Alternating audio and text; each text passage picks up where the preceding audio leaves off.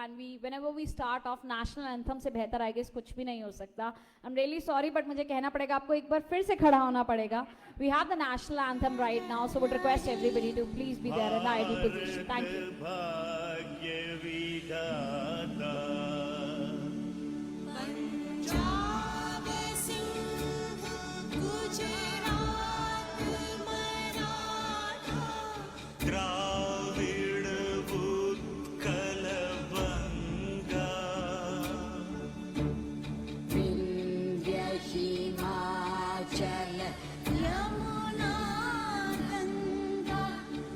उछल जलधि तरंग तव शुभ नाम जागे तब शुभ आशीष मांगे गाहे तव जय गाथा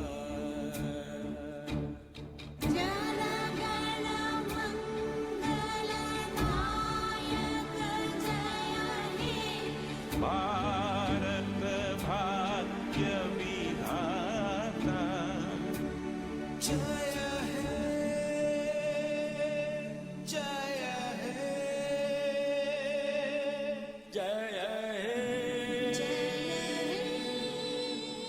जय है जय जय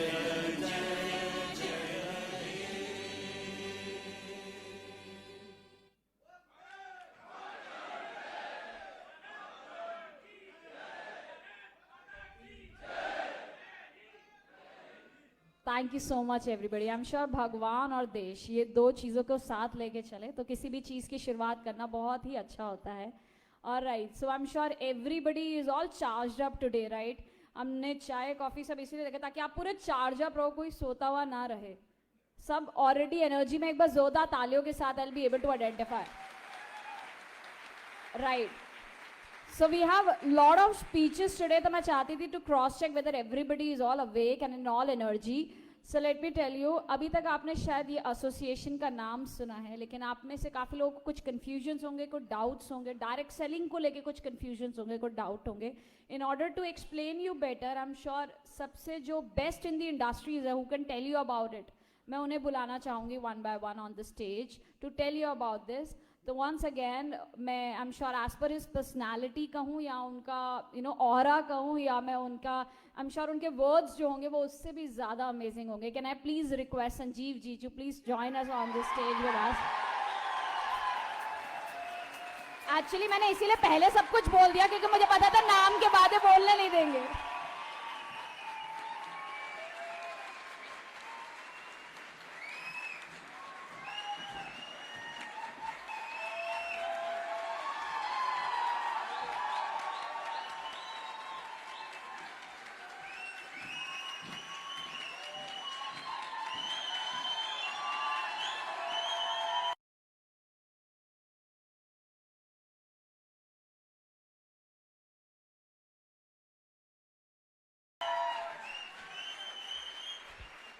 Thank you.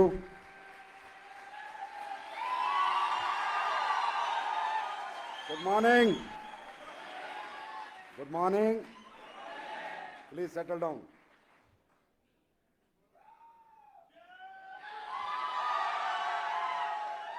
Thank you so much for this warm welcome. और ये इंडस्ट्री तो जोशीली इंडस्ट्री है, तो ये तो जहाँ भी होंगी वहीं जोश में होंगे. मतलब किसी के मरे में जाएंगे तो भी रोके नहीं जाएंगे. ये इंडस्ट्री का अलग ही, इस इंडस्ट्री में काम करने वाले लोगों की एनर्जी लेवल कुछ अलग ही होता है. तो सबसे पहले good morning once again to all of you and thanks for this opportunity कि मैं आप सबके सामने कुछ बातें कर सकूं एसोसिएशन के बारे में, इंडस्ट्री के बारे में. और सबसे पहले मैं इसके लिए बहुत बहुत धन्यवाद करता हूं हमारे आदरणीय Hem Pande ji, chief secretary retired consumer affairs. He is the person behind this industry. आज हेम पांडे जी को जितने मतलब आप लोग शायद कम जानते हैं या नहीं जानते, जो लोग जानते हैं उन्हें पता होगा कि 2017 की डायरेक्ट सेलिंग की गाइडलाइंस के जो फाइनल सिग्नेचर हुए थे, he is the dignity, he is the person. जो इंडस्ट्री बेनाम थी 22 साल से, जिस इंडस्ट्री की कोई पहचान नहीं थी, उसको पहचान दिलाने वाले मिस्टर हेम पांडे सर आज हमारे बीच में। तो सर बहुत बहुत धन्यवाद आपका, थैंक यू सो मच।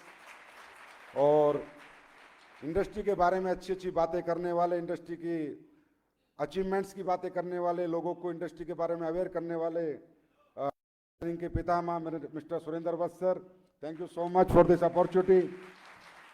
और बहुत ही मेहनती और बहुत ही कर्मठ मिस्टर पवनदीप अरोड़ा जी, जिन्हें देख के हम भी इंस्पायर होते हैं, रोज कहीं ना कहीं मीटिंग लेते रहते हैं, थैंक यू सो मच। और केमिकल फ्री दार्जुब 9 mister Jitendra Dagar ji, thank you so much for this opportunity. और मिस्टर अत्री जी, बहुत बहुत धन्यवाद। और Sanjeev Kumar ji, Yogesh sir, Vipin sir, thank you so much. दोस्तों, ADCI, association of direct selling entities of India, ये एसोसिएशन की आज ग्रैंड समिट है। मैं कहूंगा इस एसोसिएशन की आज लॉन्चिंग है। ये एसोसिएशन क्यों बनी, इसके पीछे क्या विजन है, क्या मिशन है, वो आप सबको जानना बहुत जरूरी है। तभी आप इसका प्रचार प्रसार करेंगे और तभी आपके मन में एक अच्छी फीलिंग आएगी कि मैं यहाँ पर क्यों आया हूँ, इतनी दूर से मुझे बुलाया गया है, तो मैं जो आया हूँ, जो आज मेरा दिन है, वो किस मिशन में आज था, किन लोगों के साथ था और कहाँ मैंने आज अपना एक कीमती समय दिया, बहुमूल्य समय दिया। दोस्तों, हमारी इंडस्ट्री 1996 से भारत के अंदर है, आज 2021 आ गया। आज भी हमारी इंडस्ट्री की वो पहचान नहीं है, वो सम्मान नहीं है जो समाज के अंदर होना चाहिए था। आज इस इंडस्ट्री में लाखों लोग आए, करोड़ों लोग आए, कुछ अचीवर बने, कुछ फेलियर बने, वो हर जगह चलता है, लेकिन फिर भी इंडस्ट्री अपने आप को रिकॉग्नाइज नहीं करा पाई। ये इंडस्ट्री आज भी एक यंगस्टर के दिल में नहीं बस पाई। आज यंगस्टर बीटेक कर रहा है, एमटेक कर रहा है, एमबीबीए कर रहा है, बीबीए कर रहा है, पर अगर उसे मैं कहूं कि बेटा डायरेक्ट सेलिंग कर रहे हो, तो कहीं ना कहीं कहता है ये काम तो अलग तरह के लोगों का, ये काम तो मतलब इसे मतलब फर्स्ट क्लास नहीं, थर्ड क्लास नजरों से देखा जाता है। क्यों? क्योंकि इंडस्ट्री अपने आप को कभी रिकॉग्नाइज नहीं कर पाई। आज समाज में आप लोग कितना ही बड़ा पैसा कमा लें, कितनी बड़ी गाड़ियां रख लें, आप अपने गांव में जाएं, तो अगर आप आईएएस बन जाते, आईपीएस बन जाते या पुलिस इंस्पेक्टर भी बन जाते, तो 4 गांव में पता चलता है कि वो लड़का पुलिस इंस्पेक्टर बना, और लोग आपको रिगार्ड और रिस्पेक्ट से देखते हैं। आप फरारी अचीव कर लेते तो भी लोग आपको रिगार्ड और रिस्पेक्ट नहीं देते। क्यों? क्योंकि ये इंडस्ट्री की इमेज कहीं ना कहीं नेगेटिव है, कहीं ना कहीं अपने आप को रिकॉग्नाइज नहीं कर पाई। लेकिन बहुत प्रयत्न और बहुत प्रयास हमारे सीनियर्स ने किया है, जो इंडस्ट्री के लोग हैं, और करके उन्होंने, और शुक्र है भगवान का कि उस दिन उस चेयर के ऊपर हेम पांडे जी थे, जिन्होंने इस इंडस्ट्री को समझा, जिन्होंने इसके लिए डायरेक्ट सेलिंग की गाइडलाइंस बनाई। इवन गवर्नमेंट ऑफिसर्स की ये हालत थी कि हम लोग जाते थे बताने, ये भी इंडस्ट्री है, ये भी रोजगार जनरेट करती है, ये भारत का अनएम्प्लॉयमेंट खत्म कर सकती है, ये इंडस्ट्री बहुत बड़ा काम कर सकती है, बहुत बड़ा रेवेन्यू दे सकती है गवर्नमेंट को, तो कोई ऑफिशियल सुनने को तैयार नहीं थे। पर वो thanks to God and thanks to our seniors कि उस टाइम पे हेम पांडे सर जी वहां पर मेन चेयर पे थे और उन्होंने इंडस्ट्री की पावर को समझा, कहीं ना कहीं गाइडलाइंस आई, और आज इस इंडस्ट्री के रूल्स भी कहीं ना कहीं बन रहे हैं। लेकिन उसके बावजूद भी ये इंडस्ट्री अपने आप को रिकॉग्नाइज नहीं कर पाती। आज एक नेटवर्कर एक कैरियर लगाता है, फ्यूचर लगाता है, बहुत सारे लोग नौकरियां छोड़ के आते हैं, बहुत सारे लोग बड़े बड़े कैरियर छोड़ के आते हैं, लेकिन उन्हें अपना फ्यूचर सिक्योर नहीं लगता। किसी भी कंपनी के साथ, किसी भी कंपनी के साथ उन्हें एक डर लगा रहता है, पता नहीं कल क्या होगा, क्योंकि कहीं ना कहीं अनइथिकल प्रॉब्लम कंपनीज के साथ आई। बड़ी लीगल कंपनियां थी, जैसे मैं आपको एक आरसीएम का उदाहरण देता हूं। 2012 में आरसीएम इतनी शानदार कंपनी, आज मैं कहूंगा हिंदुस्तान को डायरेक्ट सेलिंग का आईना दिखाने वाली कंपनी, उस कंपनी को 2011 के अंदर बैन कर दिया गया, जो कि प्रोडक्ट बेस्ड काम कर रही है, जिसके अंदर कोई इन्वेस्टमेंट प्लान नहीं है, नथिंग। वो तो आरसीएम के अंदर योद्धा थे मिस्टर सुरेंद्र वत्स, जिन्होंने 1 साल प्रदर्शन किया, 1 साल वहां पर जयपुर के ग्राउंड में पड़े रहे और अपनी कंपनी को रीओपन कराया। तो इस तरह की प्रॉब्लम से समाज में कहीं ना कहीं इंडस्ट्री के प्रति फेथ खत्म हुआ कि यार ये किसी भी कंपनी के साथ कभी कुछ भी हो सकता है, कोई प्रोडक्ट बेस नहीं। उसके बाद इन्वेस्टमेंट प्लान की कंपनीज आई, कुछ लोगों ने 6-6 साल, 8-8 साल, 10-10 साल मेहनत करके पसीना बहा के नेटवर्क बनाया। एक कंपनी है हिसार की, फ्यूचर जिसका नाम था, पूरा फ्यूचर मेकर बोलता हूं डंके की चोट पे, ठीक है। वो कंपनी आई, बड़ी बड़ी कंपनियां जो प्रोडक्ट बेस्ड कंपनियां थी, उनको रातों रात उसने खत्म किया, बड़े बड़े लीडर्स के नेटवर्क खत्म किए। इन्वेस्टमेंट प्लान, एक ऐसा लालच कि हर महीने तनख्वाह मिलेगी। लोगों ने 10-10 साल कंपनियों में काम किया था प्रोडक्ट बेस में, लेकिन उनका कैरियर देखा रातों रात चौपट। 2 साल तक उसने पैसा दिया। फिर एक कंपनी आई थी बाइक चलाने वाली, है ना, उसका भी इंजन सीज हुआ। फिर तो आज भी कई सिक्का उछाल रहे हैं, सिक्के वाली कंपनियां चल रही हैं। तो इन सबको कौन रोकेगा, कैसे रोके? कोई इंडिविजुअल कंपनी नहीं रोक सकती, इनको रोक सकती है संगठन में शक्ति। सारी कंपनियां एक हो जाएं, हिंदुस्तान की सारी लीगल कंपनियां एक हो जाएं, सारी लीगल कंपनियां एक प्लेटफॉर्म पे आए। मैं तो कहूं एक ही प्लेटफॉर्म पे आए और इन इलीगल कंपनियों के खिलाफ लड़े। अरे इलीगल आदमी कभी लीगल आदमी से जीत नहीं सकता। आज तक ऐसा नहीं हुआ कि चोर साहूकार से जीत गया। इलीगल आदमी लीगल आदमी से नहीं जीत सकता। लेकिन क्या हो रहा है, सब अपनी अपनी कंपनियां चला रहे थे, सब काम कर रहे थे। फिर एक दिन विचार आए, हमने कुछ फाउंडर मेंबर जो आज आपके सामने ये सब अपने भाई लोग, इनको बुलाया, हम सब ने बातें करी कि यार ऐसे कब तक चलेगा। हम लोग 10-10 साल पसीना बहाते, 15-15 साल पसीना बहाते, उसके बाद रातों रात एक कंपनी आगे नेटवर्क उखाड़ जाती है। इनके खिलाफ आवाज कौन उठाएगा? ऐसे कब तक चलेगा कि गवर्नमेंट हमें रिकॉग्नाइज नहीं करेगी? हमारे रूल्स कब तक आएंगे? हमको कब पता चलेगा हम सही हैं या गलत हैं? ये कौन इसको डिसाइड करेगा कि वी आर राइट और वी आर रॉन्ग? लोगों ने अपने भविष्य लगा रखे हैं, लोगों ने अपनी जिंदगियां लगा रखी है, दिन रात लोग लगे हुए हैं, लेकिन लोगों का भविष्य सुरक्षित है, ये आश्वासन देने में आज सबको डर लगता है, सबको डर लगता है। इस डर को कैसे खत्म किया जाए? तो हमने कहा हम शुरुआत करते हैं। तो ये सब फाउंडर मेंबर्स, हमने कहा हम एक ऐसी एसोसिएशन बनाते हैं, क्योंकि एसोसिएशन की हमें बहुत आवश्यकता थी। एसोसिएशन भारत में बहुत हैं, अच्छे तरीके से चल रही है, उनका अपना अपना तरीका है, अपनी अपनी सोच है, लेकिन हम एक ऐसी एसोसिएशन चाहते थे जिसका कोई कमर्शियल टर्म्स जिसके अंदर ना हो, जिस एसोसिएशन में सिर्फ इंडस्ट्री के बारे में सोचा जाए, इंडस्ट्री के लोगों के बारे में सोचा जाए, जिस एसोसिएशन के अंदर कोई डेजिग्नेशन ना हो, मैं प्रेसिडेंट, मैं सेक्रेटरी, मैं वाइस प्रेसिडेंट, ऐसा कुछ ना हो। वहां पर एक ही चेहरा हो, मेन चेहरा, जो बिल्कुल इथिकल व्यक्ति हो, लीगल व्यक्ति हो, जो सही कंपनी को एंट्री दे, गलत कंपनी को बैन करे, और गलत कंपनियां जो बाजार में चल रही हैं उनके खिलाफ आवाज उठाए, एक ऐसी एसोसिएशन। और जो सही कंपनियां चल रही हैं उनके लिए आवाज उठाए, एक ऐसी एसोसिएशन को आज भारत को जरूरत थी।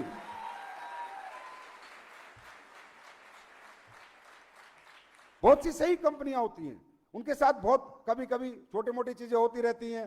कहीं पुलिस वाले को लालच आ गया, कहीं किसी को लालच आ गया, कहीं कोई करता है भाई ये कर दो, इनका ये कर दो, क्योंकि इतना पैसा कमाते देखते हैं। तो उनके लिए आवाज उठाने वाली कोई एसोसिएशन हिंदुस्तान में नहीं थी। एसोसिएशन है, लेकिन अगर कोई कंपनी परेशान है, कोई कंपनी तकलीफ में है, उस कंपनी को बचाने के लिए कोई एसोसिएशन आगे आने को खड़ी नहीं थी। और एक कंपनी होती है, कंपनी का कहीं ना कहीं कमर्शियल कनेक्शन होता है। कंपनी जाके बोलती है मैं ठीक हूं, तब मजा नहीं आता। एसोसिएशन की लीगल टीम जाके बोले ये कंपनी ठीक है, तब मजा आता है।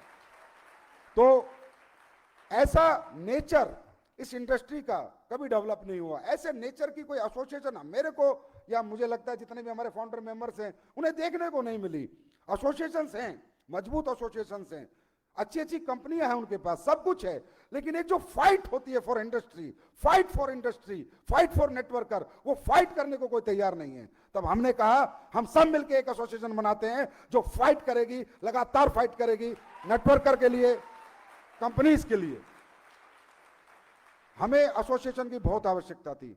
हमें ऐसी एसोसिएशन चाहिए कि आज ये दारजूब है या एसलीपीएस है या एचएचआई है, अगर इन्हें कोई लीगल प्रॉब्लम है तो ये डायरेक्टर ना जाके परेशान हो, वो नेटवर्कर परेशान ना हो, एसोसिएशन की लीगल टीम जाए और उसको सॉल्यूशन करके लाके आए। वो उसे कहते हैं association, that is called association. चाहे फीस जितनी मर्जी हो, चाहे जितना मर्जी हमें टर्नओवर का शेयर देना पड़े एसोसिएशन में, वी आर कंट्रीब्यूटिंग। तो हमने एक ऐसी एसोसिएशन बनाई जहां पर आज सर्वे सर्वा, यहां पर दोस्तों सबसे बड़ी बात बताता हूं, यहां पर कोई भी व्यक्ति मालिक नहीं है। एसोसिएशन होती है संगठन, एक ऐसा संगठन जो सबके लिए सोचे, ना ओनली फॉर एसलीपीएस, ना ओनली फॉर दारजूब, ना ओनली फॉर एचएचआई, जो सबके लिए सोचे, जहां सब बराबर हैं। आप अलग अलग कंपनी में काम करते हैं, लेकिन है क्या आप नेटवर्कर। और दोस्तों याद रखना, मैं हमेशा कहता हूं, लोग देश के अंदर हमेशा बात करता हूं कि लोग धर्म जात पात पे लड़ते रहते हैं।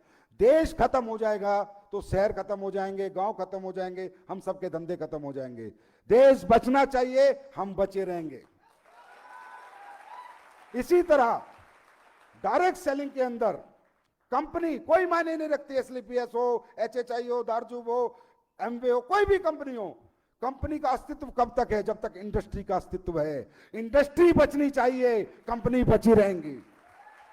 अगर इंडस्ट्री जिंदाबाद है तो हर इथिकल कंपनी जिंदाबाद है जो इथिकल तरीके से काम कर रही हैं। उसके लिए हमें बहुत जरूरत थी एक एसोसिएशन की, एक ऐसे व्यक्ति की जो हमें गाइड कर सके, एक ऐसी पर्सनैलिटी की जो हमेशा सच के साथ काम करें। हमने बहुत रिक्वेस्ट की और हम हेम पांडे सर के पास सारे लोग मिलके गए। हमने कहा सर, आपने हिंदुस्तान की प्रशासनिक सेवा में अपना इतना समय दिया, आप चीफ सेक्रेटरी कंज्यूमर अफेयर्स रहे, आपने हमारी इंडस्ट्री को बनाया है, हमें गाइडलाइंस दी है। मुझे लगता है सर आपसे ज्यादा समझदार व्यक्ति हमें कोई नहीं मिलेगा, तो प्लीज सर अब इस रिटायरमेंट में एक ऐसा सेवा का काम कर जाएं जहां करोड़ों लोगों में आप पूरी जिंदगी बसे रहें। तो सर ने बीड़ा उठाया, लेकिन सर का कहना क्या था कि सर के बारे में जितने भी लोग जानते हैं नहीं जानते हो जाके पता करें। सर हिंदुस्तान के सबसे ईमानदार ऑफिसर की कैटेगरी में नंबर 1 पे आते हैं, मिस्टर हेम पांडे सर। तो सर ने कहा संजीव, पवन, जितेंद्र, सुरेंद्र जी, संजीव जी, अत्री जी, मैं आपके साथ हूं, लेकिन मुझे इथिकल डायरेक्ट सेलिंग चाहिए। मैं किसी गलत आदमी को इस एसोसिएशन में एंट्री नहीं लेने दूंगा। मैं आपके सपोर्ट में खड़ा हूं। और इस एसोसिएशन ने यह फैसला किया कि यहां पर कोई सेक्रेटरी, कोई प्रेसिडेंट, कोई वाइस प्रेसिडेंट नहीं होगा। नोबडी इज डिग्नेटरी, सब एक होंगे। कंपनी चाहे बड़ी है चाहे छोटी है, पर सब यहां पर एक होंगे। तो इस सोच के साथ यह एसोसिएशन का आगाज हुआ। और आपको जान के बड़ी खुशी होगी कि एसोसिएशन की ग्रांड समिट आज है, लेकिन अभी कंज्यूमर अफेयर्स के रूल्स पे चर्चा होनी थी कि रूल्स कैसे आने चाहिए, रूल्स कैसे होने चाहिए। तो गवर्नमेंट के पैनल पे एडीएसीआई ऑलरेडी रजिस्टर्ड हो चुकी है।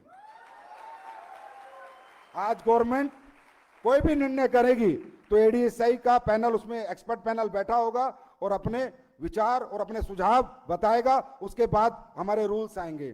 तो दोस्तों, आज का दिन मैं कहता हूं इस इंडस्ट्री के लिए बहुत बड़ा दिन है। और इतिहास 5 लोगों से शुरू होता है, लेकिन कब 55 हो जाते हैं पता नहीं चलता। तो शुरुआत है, लेकिन ये अंत नहीं है, सिर्फ शुरुआत है। और इसमें हमें आप सबका सहयोग चाहिए। और उसमें एक सहयोग चाहिए कि आप जिस भी कंपनी में काम करते हैं, वही कंपनी आपकी मां होनी चाहिए, वही आपका मंदिर होना चाहिए। सहयोग ये चाहिए कि आप स्नैचिंग ना करें, एक दूसरे की कंपनी से बंदे ना खींचें, बाजार की दुनिया को अपने साथ लेके आए। आज डायरेक्ट सेलिंग की कुछ चिल्लर कंपनियां, चिरकुट कंपनियां जो मार्केट में चल रही हैं, वो चिल्लर चिरकुट के दिमाग में रहता है फलानी कंपनी का लीडर तोड़ लो, फलानी कंपनी का लीडर तोड़ लो। मैं कहता हूं ये मार्केट तोड़ लो। ये हिंदुस्तान की 135 करोड़ आबादी है, उसका माइंड डाइवर्ट करो, उसका माइंड कन्वर्ट करो। तुम एक दूसरे को क्यों खाते हो? आज अमेरिका के अंदर 33 करोड़ की पॉपुलेशन में 3.5 लाख करोड़ का साइज है इस इंडस्ट्री का, 3.5 लाख करोड़ का टर्नओवर है 1 साल का। और भारत के अंदर अनएम्प्लॉयमेंट सबसे ज्यादा जरूरत है इस इंडस्ट्री की। 135 करोड़ की जनसंख्या, 20,000 करोड़ का साइज है, 20,000 करोड़ का। ओनली 20,000 करोड़। एक मैगी 10,000 करोड़ की बिकती है। क्या साइज है हमारी इंडस्ट्री का? हमारी इंडस्ट्री का साइज क्यों नहीं बढ़ा मालूम है? क्योंकि हम उसी सर्किल के चारों तरफ घूम रहे हैं, उससे बाहर निकलने की कोशिश नहीं कर रहे।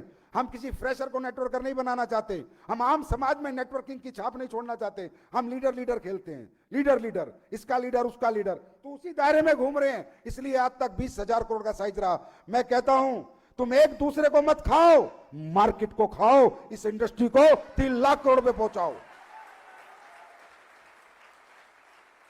सब कंपनियां अच्छी होती हैं, सब अच्छे हैं, कोई बुरा नहीं है। सबका एक क्लाइंट है, सबका एक कस्टमर है। जियो का अपना कस्टमर है, एयरटेल का अपना कस्टमर है, वोडाफोन का अपना कस्टमर है। वो कंपनी अच्छी है, वो बुरी है, अरे कोई अच्छा बुरा नहीं है। सबकी अपनी अपनी क्लाइंटेज है, सबकी अपनी अपनी लीडरशिप है, सबके अपने अपने एजुकेशन है, सब लोग अच्छे हैं। हम किसी भी इथिकल कंपनी की बुराई नहीं कर सकते जो इथिक्स से काम कर रही है। और हम किसी को नीचा नहीं दिखा सकते, क्योंकि जो लोग नीचा दिखाते हैं वो कभी ऊपर नहीं उठ सकते। तो मेरा टाइम अप हो गया, इन्होंने घड़ी लगा रखी है। तो बस यही कहूंगा कि आप लोग इंडस्ट्री को बड़ी बनाएं। आपका बिजनेस, आपका नेटवर्क और आपकी कंपनी अपने आप बड़ी बन जाएगी। इंडस्ट्री को इंडस्ट्री को प्रेफरेंस दे, प्रायोरिटी इंडस्ट्री को दें, इंडस्ट्री के खिलाफ काम ना करें, इंडस्ट्री के लिए काम करें। और जब भी इंडस्ट्री के लिए आपको कहीं बुलाया जाए, जैसे आज आ गए वैसे हमेशा आते रहे। और आज के बाद हिंदुस्तान की हर फेसबुक, हर व्हाट्सएप, जितना सोशल मीडिया खेलना खेलो। ADSI आज अभी से अगले 2 घंटे में कन्याकुमारी तक पहुंच जानी चाहिए। 2 घंटे में हिंदुस्तान के हर नेटवर्कर को, हर कस्टमर को पता चलना चाहिए कि हिंदुस्तान की सबसे ईमानदार एसोसिएशन का जन्म हो चुका है। Thank you so much, wish you all the best. Thank you.